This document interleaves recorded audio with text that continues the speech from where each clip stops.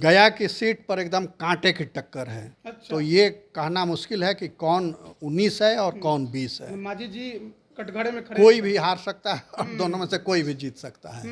तो बराबरी का टक्कर है। वही स्थिति आपको औरंगाबाद में भी देखी गई। औरंगाबाद में तो मतदाताओं की नाराजगी भी है। कि नवादा जहां सबसे ज्यादा कम वोटिंग हुई है उसका क्या है? नवादा में भी वही स्थिति है। वहाँ भी कांटे की लड़ाई बताई जा रही है। नवादा में जाता है भी कि सेफ सीट है एनडीए का। सेफ सीट था, मगर अब जो वहाँ से खबरें आ रही हैं उसमें एकदम नेक टू नेक फाइट है, बराबरी का मुकाबला है। माना जा रहा था कि श्रवण कुशवाहा का वोट काट लेंगे विनोद यादव, क्या नहीं कर पाए? लगता तो यही है। या तो हो सकता है कि विनोद यादव ही उनके मुकाबले खड़े हो गए हों या श्रवण कुशवाहा पिछड़ गए हों, यही हो सकता है। कुशवाहा कैंडिडेट देने से यह बहुत बड़ी सेंधमारी हो गई एनडीए की वोट में। कुशवाहा यूनाइट हो गया, यादव और मुस्लिम पहले से यूनाइट है, और अशोक महतो का फैक्टर लागू हो गया।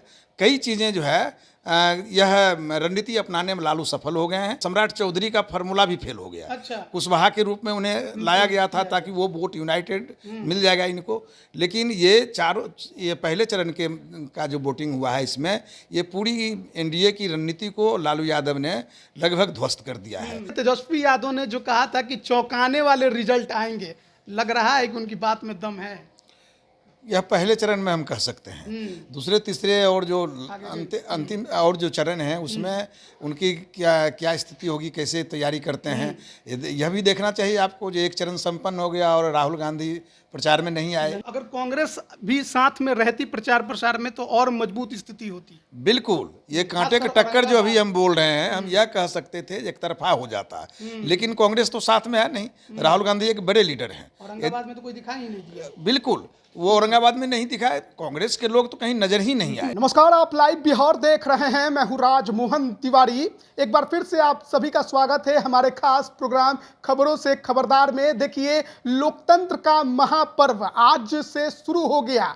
पहले चरण की वोटिंग देश भर में हुई 102 सीटों पर और बिहार भी इसमें शामिल था। प्रथम चरण के तहत 4 सीटों पर आज बिहार में भी वोटिंग हुई और 6 बजे जो वोटिंग की प्रक्रिया है वो समाप्त हो गई है और निर्वाचन आयोग की प्रेस कॉन्फ्रेंस भी चल रही है। हम आपको बता दें कि गया, औरंगाबाद, जमुई और नवादा की सीट पर आज चुनावी जो महाकुंभ था उसकी शुरुआत हुई और वोटिंग खत्म होने के बाद अब हर किसी की नजर इसी पर बनी हुई है कि आखिरकार रिजल्ट क्या आएगा। तो इस पर हम विस्तार से बात करेंगे। हमारे साथ 2 वरिष्ठ पत्रकार मौजूद हैं। बाएं तरफ कुलभूषण जी हैं और फिर प्रवीण बागी जी हैं। सबसे पहले तो बात करेंगे आज के चुनाव की। कैसे देख रहे हैं जो आज चुनाव संपन्न हुई है प्रथम चरण की?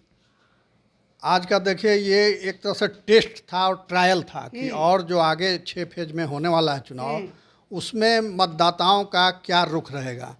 तो ये आमतौर पे ये जो चारों लोकसभा क्षेत्रों में हुआ तो चुनाव आयोग के अनुसार 48.23% वोटिंग हुई।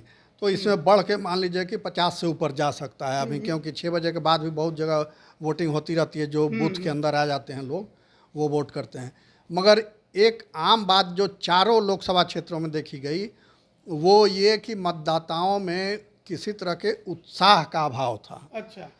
भीड़ कम देखी गई बूथों पर। सुबह में लोग आए मगर उसके बाद से फिर इक्का दुक्का आते जाते रहे, लाइन नहीं देखी गई। मगर सुबह में अच्छी भीड़ थी सभी जगह। तो और ये भी एक उल्लेखनीय बात रही कि एकदम किसी झंझट के या किसी हिंसक घटना के, किसी मारपीट के चुनाव संपन्न हो गया। बिहार इसी के लिए बदनाम रहा है कि यहाँ बगैर हिंसा के और खून खराबे के चुनाव नहीं होते। तो वो अब बीता जमाना हो गया। मगर एक बात इसमें समझ में नहीं आई कि एक और सरकार करे कि बिहार से नक्सलवाद का सफाया हो गया है, केंद्र सरकार ने भी घोषणा कर दी है, मगर औरंगाबाद, जमुई के कई बूथों पर 4 ही बजे तक मतदान हुआ। उन बूथों को संवेदनशील की श्रेणी में रखा गया था, यानी वहाँ नक्सली प्रभाव है, इसलिए दिन रहते अपना बोरिया बिस्तर समेट के मतदान कर्मी चले आवे सुरक्षित, इसलिए ये 4 बजे का समय रखा जाता है। तो ये विरोधाभास है।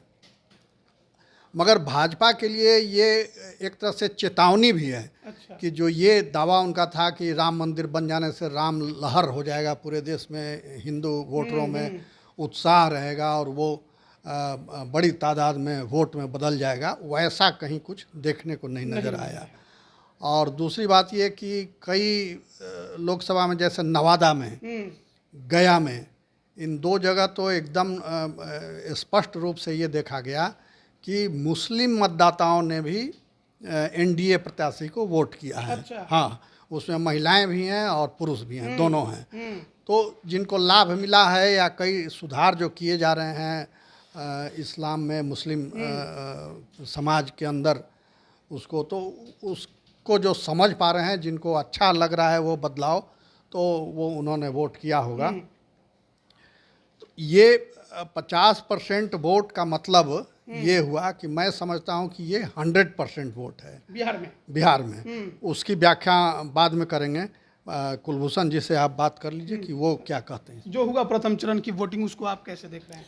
देखिए, प्रथम चरण की वोट में दो चीज़ें स्पष्ट रूप से सामने जो आई है। पहला, लोगों में उत्साह, जो उम्मीद की जा रही थी, बिल्कुल उत्साह नहीं थी। बागी सर से मैं बिल्कुल सहमत हूँ, जो बिल्कुल जनता में कोई आकर्षण नहीं रह गया था।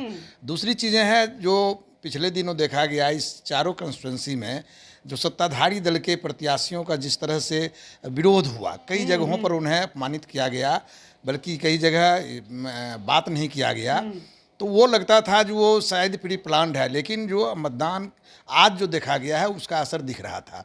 तो ये भाजपा के लिए चेतावनी ही नहीं है, बल्कि इसे यह इस रूप में देखा जाना चाहिए, जनता कहीं न कहीं कुछ अलग चाह रही है, कहीं न कहीं उनकी समस्या का समाधान हो नहीं रहा है। और आप जो भी निर्णय ले रहे हैं, या बड़े बड़े पुल बना रहे हैं, या बड़े बड़े निवेश की बात करते हैं, जनता वहाँ पहुँच नहीं पा रही है। जनता को जो दैनंदिनी में जो उसका सामना करना पड़ता है, छोटी छोटी आवश्यकताएं होती है, ब्लॉक ऑफिस में होती है, या फिर उसके कलेक्ट्रेट में होता है, कोर्ट कचहरी में होता है, उसकी बेचैनी बढ़ रही है, जिस ओर नेताओं का ध्यान नहीं जा रहा है। इसलिए आने वाला समय में जो जिस तरह से जनता इस बार अपना एक तो निराशाजनक प्रदर्शन किया है, वोट कम गिराया है, और जिस तरह से नेताओं के चेतावनी दी है, आने वाला समय में नेताओं के लिए बड़ी मुश्किलें आने वाली है। नहीं तो उनको देखना पड़ेगा जनता क्या समस्या है।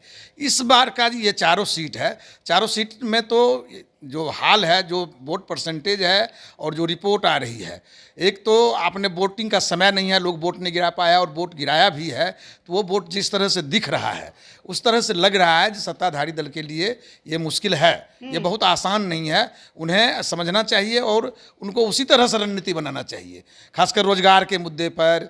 जैसा मैंने पहले भी कहा आपको, जो कार्यालयों में किसानों की परेशानी है, मजदूरों की परेशानी है, उन्हें आप चले जाइए तो उनको एक ज़मीन का रसीद कटाने के लिए उनकी दुर्गति हो जाती है।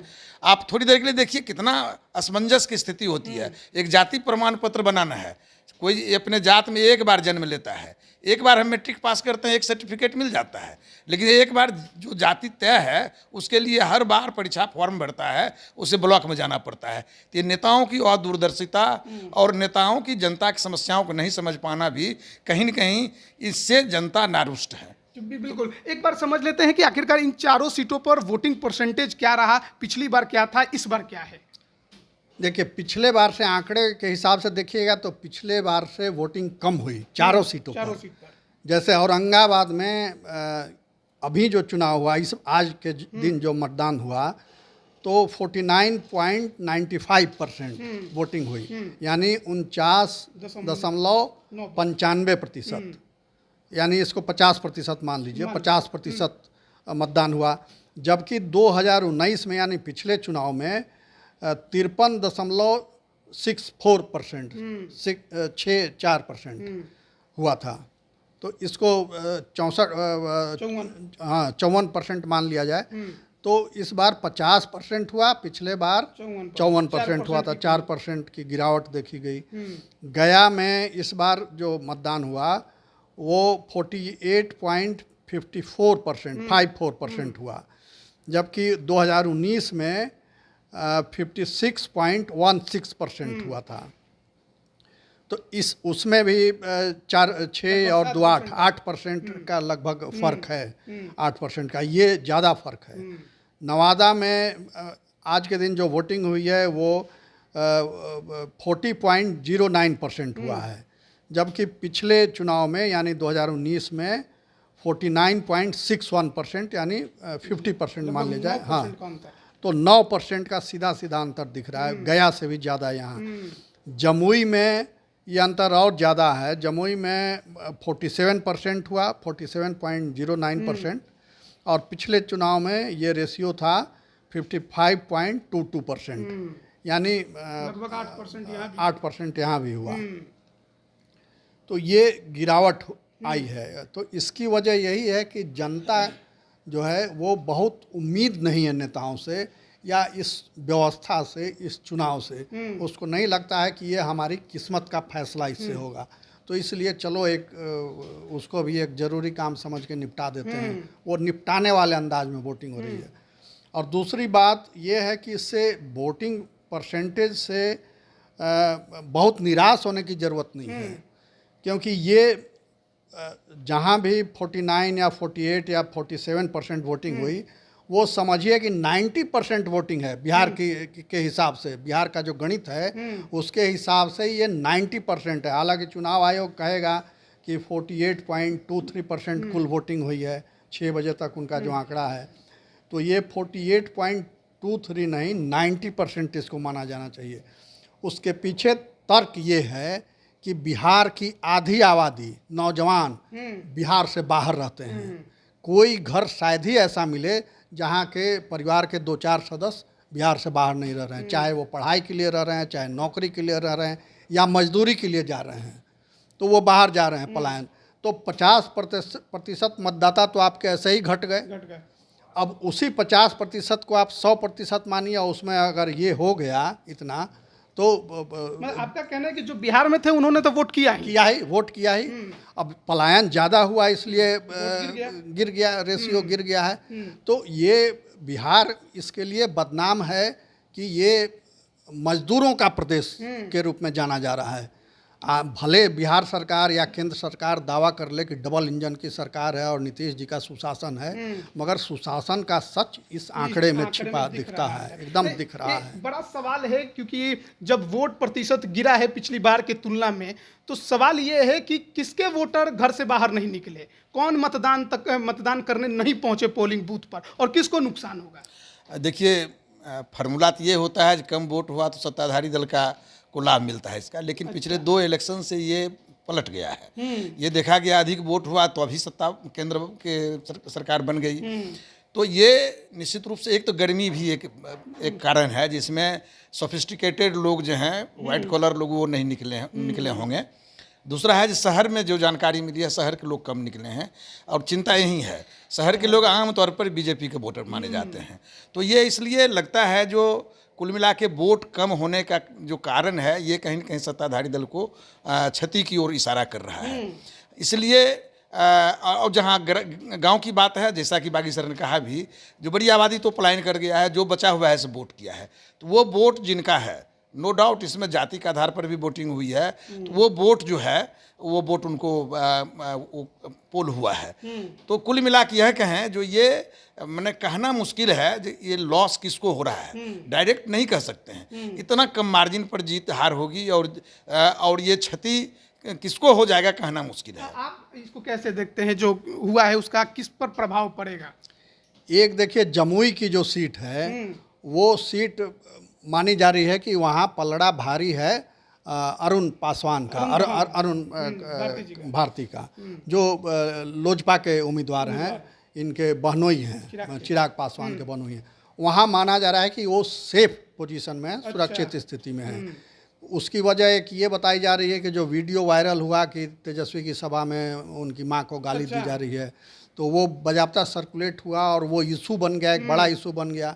तो उसका खामियाजा वहाँ राजद को भुगतना पड़ेगा, और वो दिखा भी, आज के मतदान में उसका असर दिखा।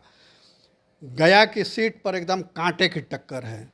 तो ये कहना मुश्किल है कि कौन 19 है और कौन 20 है। माजी जी कटघरे में खड़े, कोई भी हार सकता है और दोनों में से कोई भी जीत सकता है।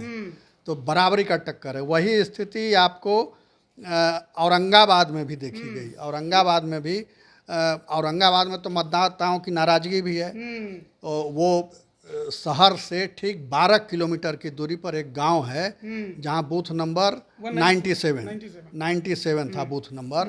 वहाँ सिर्फ 3 वोट पड़े। इसकी वजह यह है कि गांव वालों ने बहिष्कार कर दिया, वोट बहिष्कार, पानी को कि उनके गांव में सड़क नहीं है, पानी की व्यवस्था नहीं है, कोई स्कूल नहीं है, कोई प्राथमिक स्वास्थ्य केंद्र नहीं है, तो बड़ी आबादी वहाँ थी, इसलिए बूथ था वहाँ।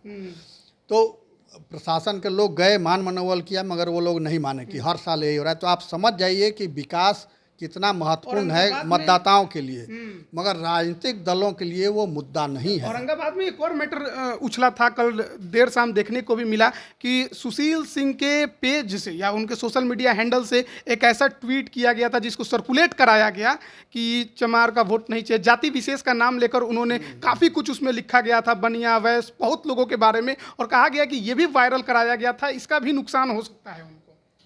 तो अब ये देखना होगा कि वायरल किसने किया, उनके द्वारा या उनके लोगों के द्वारा कराया गया या विपक्ष के द्वारा कराया गया, उनके विरोधी के द्वारा कराया गया। क्योंकि आजकल इस तरह के खेल बहुत होते हैं, टेक्नोलॉजी का दुरुपयोग बहुत हो रहा है। आपकी फ़ोटो लगाकर और आप ही के खिलाफ उसमें सारी बातें लिख दी जाएंगी। तो ये तो जांच का विषय है कि वो किसकी ओर से हुआ, क्योंकि हमको नहीं लगता है कि कोई उम्मीदवार ये कहेगा कि इस जाति का, इस जाति का, इस जाति का, भले उसका वोट न मिले, मगर फिर भी खुलेआम ये घोषित नहीं करेगा। प्रेस रिलीज जारी करके साफ तौर पर इसका खंडन किया था। बिल्कुल। और इसमें प्रशासनिक तंत्र, अगर माने भी कि वोट कुछ कम हुआ, तो प्रशासनिक तंत्र की बड़ी विफलता मानी जा रही है। क्योंकि कई इलाकों में लोगों ने कहा कि उनको पर्ची नहीं मिली। पहले ये होता था कि घर घर जा करके या तो पॉलिटिकल पार्टी के कार्यकर्ता या सरकारी प्रशासन के लोग जा करके पर्ची पहुंचाते थे। तो अब पॉलिटिकल पार्टी के कार्यकर्ता भी थोड़े रईस हो गए हैं, अब वो बूथ पर ही रहते हैं, वहाँ गए तो आपका पर्ची दे देंगे, या कहीं कहीं ज़्यादा मेहनती लोग हुए तो जा करके आपके घर पहुंचाएंगे। और जो सरकारी मशीनरी है वो तो बाबू बनी हुई है, तो उनको घूमने की फुर्सत कहाँ है। और ये सिर्फ दिखावे का हो रहा है। जो चुनाव आयोग ने कहा है कि मतदाताओं को जागरूक कीजिए वोटिंग % बढ़ाने के लिए, तो शहरों में आप सफ़ेद पोशों के बीच घूम के और फोटो खिंचवाने से वोटिंग % नहीं बढ़ता है। उसके लिए जो रियल में मतदाता है, जिसके पास पर्ची पहुंचानी है, वो तो आप नहीं पहुंचा रहे हैं। जहां विकास का काम करना है वो नहीं हो रहा है, और चाहिए कि वोटिंग % बढ़ जाए। पलायन नहीं रुकेगा तो बिहार में कम से कम वोटिंग % नहीं बढ़ेगा। गया औरंगाबाद में तो कांटे की लड़ाई बताई जा रही है, लेकिन नवादा जहां सबसे ज़्यादा कम वोटिंग हुई है, उसका क्या है? नवादा में भी वही स्थिति है, वहाँ भी कांटे की लड़ाई बताई जा रही है। नवादा में जाता है कि सेफ सीट है एनडीए का। सेफ सीट था, मगर अब जो वहाँ से खबरें आ रही हैं उसमें एकदम नेक टू नेक फाइट है, बराबरी का मुकाबला है। माना जा रहा था कि श्रवण कुशवाहा का वोट काट लेंगे विनोद यादव, क्या नहीं कर पाए? लगता तो यही है, या तो हो सकता है कि विनोद यादव ही उनके मुकाबले खड़े हो गए हों, या श्रवण कुशवाहा पिछड़ गए हों, यही हो सकता है। मगर वहाँ मुकाबला, वहाँ भी बहुत टाइट मुकाबला है। तो सिर्फ एक जमुई के बारे में कहा जा सकता है कि वहाँ उनका पलड़ा भारी है। बाकी जो 3 सीटें हैं, औरंगाबाद, गया, नवादा, वहाँ के बारे में कुछ बोलना अभी सुरक्षित नहीं है। सुरक्षित नहीं है। आप कैसे देख रहे हैं चारों सीटों की इस वोटिंग के बाद रिजल्ट?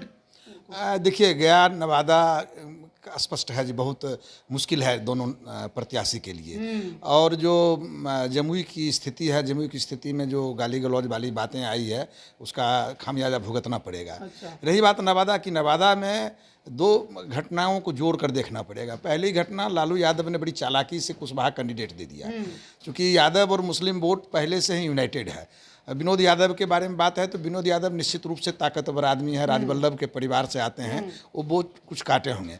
लेकिन सबसे बड़ा फैक्टर वहाँ यह हुआ कि अशोक महतो एक बड़े डॉन, जेल से छूटने के बाद वो बड़ी ताकत के रूप में वहाँ उभरा है। वो इसलिए उभरा है कि वो 2001-2 के आसपास में वहाँ बड़े पैमाने पर नरसंहार हुए थे, ऊंची जाति और पिछड़ी जाति के बीच में हुई थी।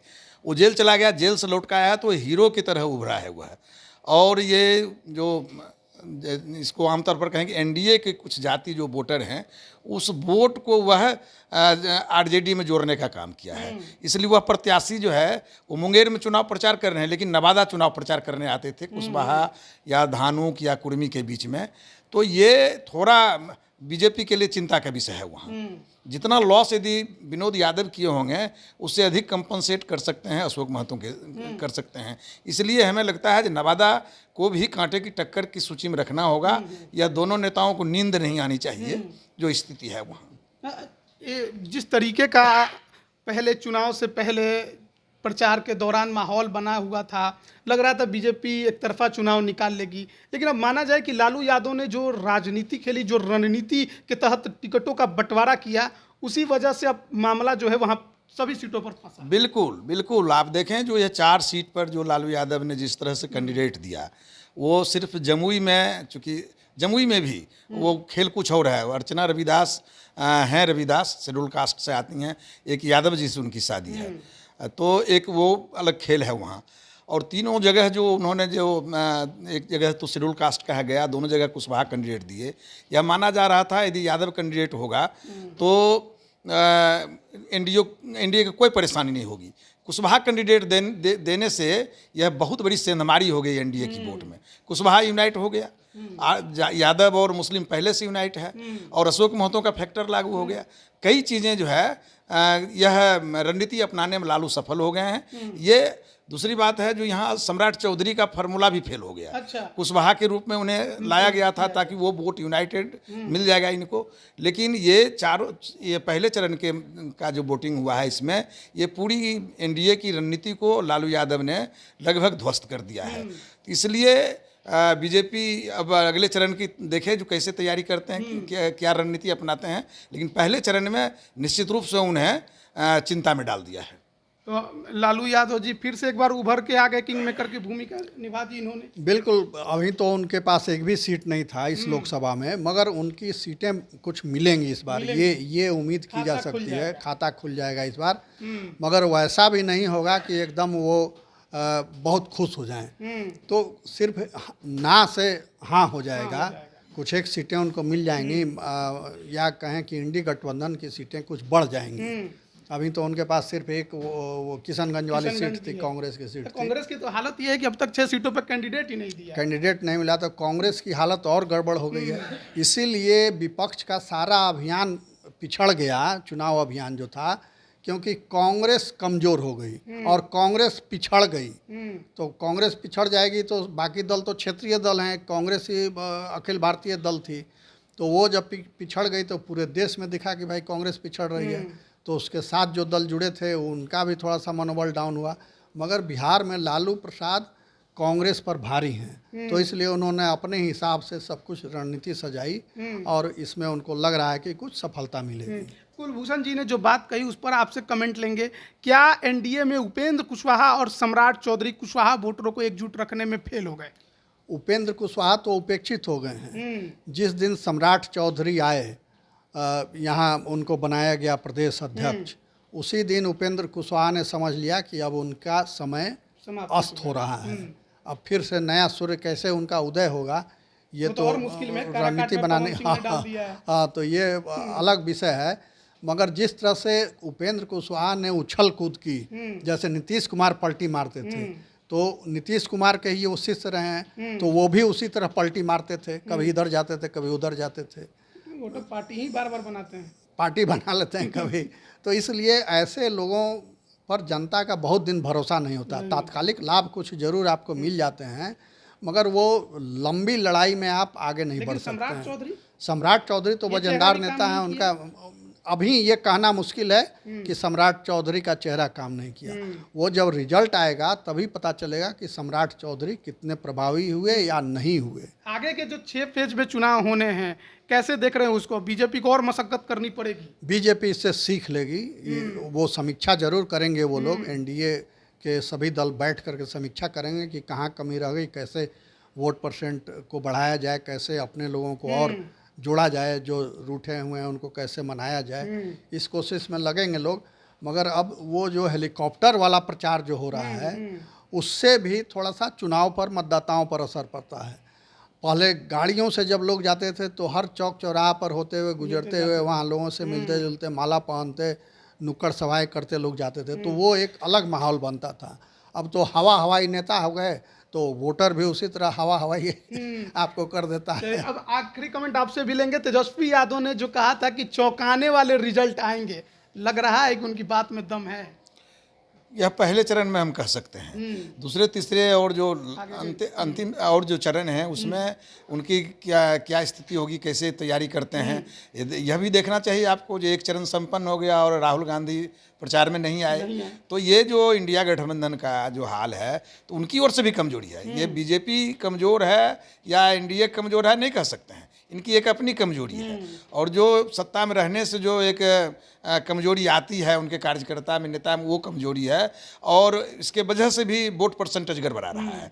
लेकिन इधर भी गड़बड़ी है। इस गड़बड़ी को यदि वो अधिक खुश हो जाते हैं जब हम जीत रहे हैं, पता नहीं रिजल्ट क्या होगा, क्योंकि जनता ही मालिक है, तो यदि ये अधिक खुश हुए तो इनको बड़ी क्षति होगी। मतलब अगर कांग्रेस भी साथ में रहती प्रचार प्रसार में तो और मजबूत स्थिति होती। बिल्कुल, ये कांटे का टक्कर जो अभी हम बोल रहे हैं, हम यह कह सकते थे एक तरफा हो जाता, लेकिन कांग्रेस तो साथ में है नहीं। राहुल गांधी एक बड़े लीडर हैं। औरंगाबाद में तो कोई दिखाई ही नहीं दिया। बिल्कुल, वो औरंगाबाद में नहीं दिखाए, कांग्रेस के लोग तो कहीं नज़र ही नहीं आए, नज़र नहीं आए। तो ऐसे में जो लॉस हुआ है इनको, ये लॉस नहीं हो सकता था।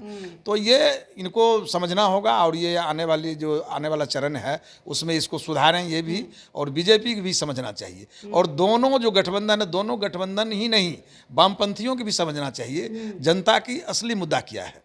यदि असली मुद्दा नहीं पकड़ेंगे तो हो सकता है यह इलेक्शन निकालने, अगले इलेक्शन में क्षेत्र में घुसेंगे तो जनता खदेड़ेगी। तेजस्वी तो मुद्दा उठा ही रहे हैं, रोजगार से लेकर सड़क से लेकर फ्री बिजली सब उठा दिया उन्होंने, भले पीएम बने ना। यदि जनता की समस्या समझ में नहीं आती है तो उन्हें कमेटी का गठन कर लेना चाहिए, सोशल एक्टिविस्ट के बैठा के देखना चाहिए जनता आखिर परेशान कहाँ है, जनता इतने के बावजूद जनता परेशान क्यों है। जनता को ब्लॉक में लतियाया जाता है, उसके जो राजस्व कर्मचारी जो जनता के लिए नियुक्त होते हैं वो जनता पर शासन करता है। जो जनप्रतिनिधि हैं उनको मनरेगा का पैसा नहीं मिलता है, या ब्लॉक से और जो पैसा है वो नहीं मिल पाता है। जनता ही नहीं, जो पंचायत के स्तर पर जनप्रतिनिधि हैं उनकी भी स्थिति ठीक नहीं है। यदि ये नहीं सुधारेंगे तो असली भारत की कल्पना जो करते हैं ये नहीं होगा, और ये गुस्सा कहीं न कहीं नेताओं पर निकलेगा।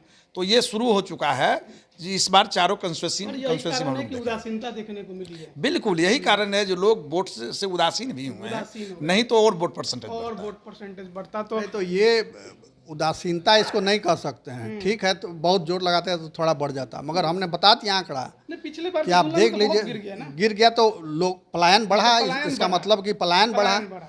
जो नए लोग हैं वो भी पढ़ने बाहर जा रहे हैं। लोग यहाँ तक कि ठेला चलाने वाला, ऑटो चलाने वाला, मामूली छोटा किसान, वो भी अपने बच्चों को बाहर भेज रहा है।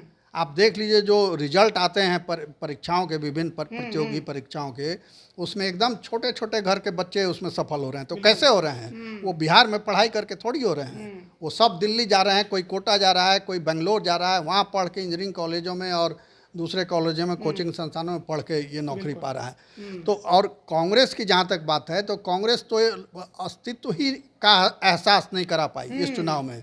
उसको लगा कि ये तो चारों सीट उनकी है, राजद के उम्मीदवार हैं तो वो समझें। और कांग्रेस के लोग बिहार में दुखी हैं, निराश हैं, हताश हैं कि लालू प्रसाद डोमिनेट कर रहे हैं। तो उनको लगा कि हम क्यों प्रचार में जाएं। जब टिकट बांटते समय लालू प्रसाद ने कांग्रेस को नहीं पूछा, एक तरफा घोषणा कर दी और अपने लोगों को बंटवारे के पहले ही सिंबल दे दिया, तो ये कांग्रेस के लोगों में आक्रोश है। इसलिए आप देख लीजिए किसी भी चुनावी सभा में कांग्रेस का कोई नेता मंच पर नहीं दिखा, ना वो चुनाव अभियान में लगा।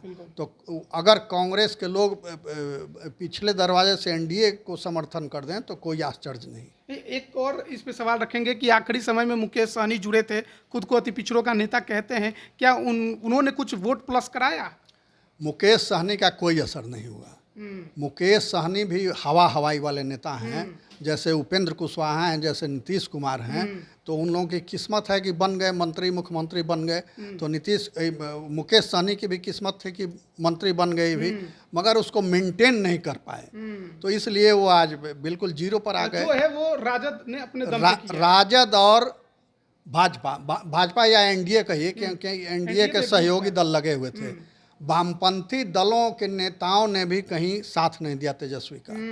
तेजस्वी की या जनता दल की, राजद की बड़ी चूक मानी जाएगी कि वो सहयोगियों को साथ नहीं ले पाए। नहीं तो अगर चाहते तो नाराज़गी के साथ जो मुकेश सहनी को जो बैठा के हेलीकॉप्टर में मछली घुमाते और नारंगी खिलाते घुमा रहे थे, तो कांग्रेस या लेफ्ट पार्टी के नेताओं को भी घुमा सकते थे अपने साथ, तो उसका एक असर पड़ता। अरे कुछ भी हो तो कांग्रेस का तो वोट है ही, कुछ वामपंथी दलों का वोट है ही, उसके मुकाबले सहनी कहाँ टिकते हैं। मगर उनको पसंद आए वही जो उनकी जी हुजूरी करे, जो उनके हाँ में हाँ मिलाए, वैसे ही नेता पसंद आए, तो घुमा रहे हैं। तो अब देखिए रिजल्ट क्या होता है। देखिए रिजल्ट क्या होता है वो तो 4 जून को पता चलेगा, लेकिन आज प्रथम चरण की वोटिंग संपन्न हो गई चारों सीटों पर, और किस्मत जो है 38 जो मैदान में उम्मीदवार उतरे थे उनकी अब ईवीएम में कैद हो गई है। कई हॉट सीट थी, जिसमें गया की बात कर सकते हैं कुमार सर्वजीत राजद के, तो उनके सामने पूर्व मुख्यमंत्री जीतन राम मांझी।